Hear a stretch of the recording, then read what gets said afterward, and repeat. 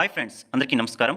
ఆంధ్రప్రదేశ్ శాసనసభ ఎన్నికల్లో వైఎస్ఆర్ కాంగ్రెస్ పార్టీ ఓటమి పాలవడం, కూటమి భారీ విజయం సాధించడంపై ఎన్నికల ఫలితాలు వెలువడిన వెంటనే అదే రోజు సాయంత్రం వైఎస్ జగన్ అనేక అనుమానాలను వ్యక్తం చేస్తూ మాట్లాడారు. అయితే దానిపై సందిగ్ధత కొనసాగుతుండగానే ఆంధ్రప్రదేశ్ ముఖ్యమంత్రిగా నారా చంద్రబాబు నాయుడు, డిప్యూటీ సీఎంగా పవన్ కళ్యాణ్లు ప్రమాణ స్వీకారం కూడా చేసేయడం జరిగింది. అయితే ఇప్పటికి కూడా వైఎస్ఆర్ కాంగ్రెస్ పార్టీ ఆ ఇష్యూను అంత తేలిగ్గా విడిచిపెట్టినట్లు మనకు అనిపించడం లేదు. దీనిపై సుప్రీంకోర్టులో చరిత్ర సృష్టించబోతున్నట్లు మనకు తెలుస్తోంది. దానికి సంబంధించిన పూర్తి వివరాలేంటో మనం ఈ వీడియోలో చూద్దాం. వీడియోని లైక్ చేయండి, అలాగే ఛానల్ని సబ్స్క్రైబ్ చేసి ఫాలో చేస్తూ ఉండండి. వీడియోని స్కిప్ చేయకుండా చూస్తే పూర్తి వివరాలు మీకు అర్థమవుతాయి. వీడియోకి ఒక లైక్ కొట్టండి, వివరాలకు వెళ్ళిపోదాం.